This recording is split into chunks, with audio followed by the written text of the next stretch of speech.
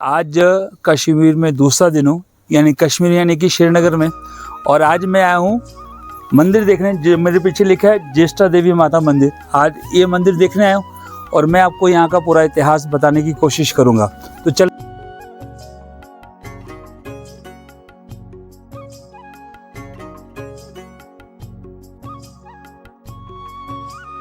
ज्येष्ठा माता मंदिर आगे है और ये सीढ़ियाँ हैं, दो तरह की सीढ़ियाँ हैं। तो हमें जो अंदर से सीढ़ियाँ चढ़ेंगे मंदिर के अंदर, आइए। तो चलो शुरू करते हैं आज की वीडियो। चलते हैं माता के मंदिर। आगे मैं यहाँ के पंडित जी से बात करके आपको मंदिर का पूरा इतिहास बताने की कोशिश करूँगा। बस आप मेरे साथ जुड़े रहिएगा मेरे इस चैनल पर, जिसका नाम है ट्रैवल विद एमकेन, ताकि मैं यहाँ के मंदिर का पूरा इतिहास आपको सुना सकूं और बता सकूं।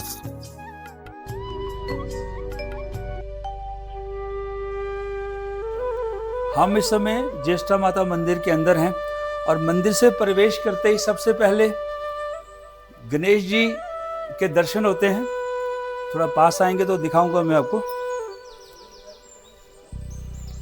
तो अंदर आते ही भगवान गणेश जी का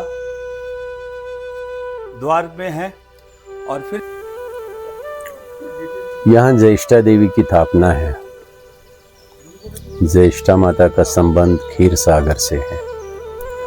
जब क्षीर सागर में देवता और असुर लोग मंथन कर रहे थे अमृत कलश के लिए, तो वहाँ से 12 रत्न निकल गए, वो सबों में बांटे गए। लक्ष्मी भी निकली वहाँ से, वो भी नारायण को दी गई। फिर वो उधर ही क्षीर सागर में ही रही, नारायण के पास। मेन मंदिर के अंदर जहाँ माता का स्थान है। तो फिर निकला 13वां रत्न निकला विष। वो किसी ने ग्रहण नहीं किया। फिर भगवान शिव आते हैं तो उसे ग्रहण कर लेते हैं, तो नीलकंठ कहलाते हैं। 14वां रत्न वहां से अमृत कलश निकला।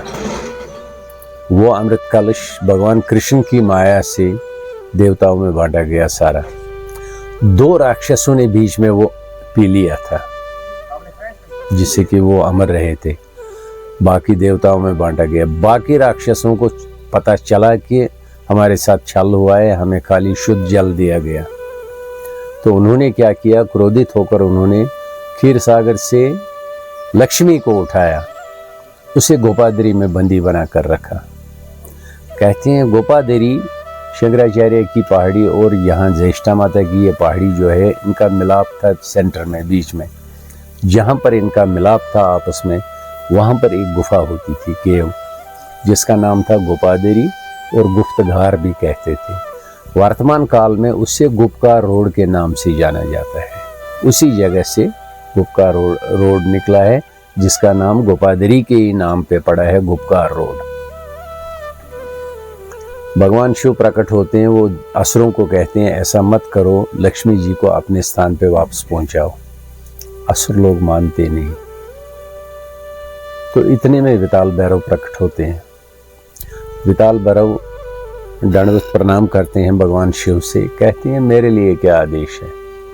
भगवान शिव उन्हें कहते हैं आप मेरे गणेश जैसे पुत्र हो, इन राक्षसों का वध कर लो। घमासान युद्ध छुड़ जाता है, बहुत खून रेजी जंग होता है, कौन ही कौन चारों तरफ रह जाता है। तो भगवान शिव कोशिश करते हैं उस वक्त गोपादरी जाने के लिए, जबकि युद्ध चल रहा है। यहाँ से सारे राक्षस युद्ध के साथ लग गए। भगवान शंकर कोशिश करते हैं गोपादरी जाने के लिए, ताकि लक्ष्मी जी को अपने स्थान पर वापस पहुंचाए। कुछ असुर लोग उसके पीछे पीछे जाते थे। उस दिन जेठ कृष्ण पक्ष पंचमी का दिन था। उन असुरों का टेंशन डाइवर्ट करने के लिए भगवान शिव थोड़ी देर ध्यान करते हैं, एक माता का उत्पन्न हो जाता है। जब माता उत्पन्न हो गई, असुर लोग उसी को पकड़ते हैं कि यही लक्ष्मी है, ये गोपादरी से वापस आई है। इसी रास में भगवान शिव इनको छोड़ देता है और खुद गोपादरी जाते हैं। गोपादरी पहुंचकर वो लक्ष्मी जी को वापस निकालकर अपने स्थान पर वापस क्षीर सागर पहुंचाते हैं। अब असुरों के बीच में ये देवी है, तो फिर भगवान शिव प्रकट होते हैं यहाँ। तो भगवान शिव इसे इनसे छुड़ाकर ग्रहण कर लेते हैं पार्वती रूप में। ग्रहण करने के बाद इन्हें आदेश देते हैं सरोवर में रहने के लिए। तो इसीलिए भगवान कृष्ण शंकर की माया से यहाँ जलकुंड प्रकट हुआ है। तो माता ज्येष्ठा इसमें प्रवेश हो चुकी है। जिस दिन माता का उत्पन्न हुआ उस दिन जेठ कृष्ण पक्ष पंचमी थी। और यहाँ जो पेड़ को हम ये मोली शोली ये कपड़े लगाते हैं, झंडे लगाते हैं, ये भैरव स्थापना है। भगवान शिव ने भैरव को आदेश दे दिया कि आप यहाँ ही रहो इसकी रक्षा के लिए, ताकि इसको असुर लोग तंग न करें। भगवान शिव ने इनको वरदान दिया है, दोनों को, भैरव को भी और ज्येष्ठा माता को भी। जब इन्होंने इसे ग्रहण कर लिया पार्वती रूप में तो नाम दे दिया ज्येष्ठा, सबसे बड़ी जी। तो फिर आदेश दे दिया सरोवर में रहने के लिए। तो माता ज्येष्ठा प्रवेश हो चुकी सरोवर में। तो हम साल में एक बार इस कुंड का पानी सारा निकालते हैं बाहर। तो जो उनकी स्वयंभू पिंडी है उनको साफ सफाई करके नई चुनरी लगाकर उसकी पूजा करते हैं, खीर की पूजा करते हैं, खीर शीर डाल देते हैं वहाँ पर। उस वक्त भगवान शिव ने इनको वरदान दिया है, जो भक्तजन आपका जन्मदिन जेठ कृष्ण पक्ष पंचमी को मनाएगा, जिस दिन इनका उत्पन्न हुआ था, जो आपका जन्मदिन जेठ कृष्ण पक्ष पंचमी को मनाएगा और जेठ और आषाढ़ की 7 वीरवारें यहाँ आएगा, 7 थर्सडेज, 7वें वीरवार पे पीले चावल प्रसाद चढ़ाकर भोग विधि पूर्वक भोग लगाएंगे, उनकी हर मनोकामना पूरी हो जाएगी। जय माता दी। माता ज्येष्ठा के मंदिर के दर्शन करने के बाद हम बाई और बड़े ये खूबसूरत हरियाली है, यहाँ ओम का निशान बना हुआ है और भगवान शिव यहाँ विराजमान है शिवलिंग के रूप में। तो हम उनके दर्शन के लिए चल रहे हैं। आइए मैं भी आपको उस मंदिर के अंदर के दर्शन कराता हूँ और मेरे साथ बोलो हर हर महादेव। जय जय हो शंकरा, आदिदेव शंकरा, तेरे जाप के बिना चले ये सांस किस तरह।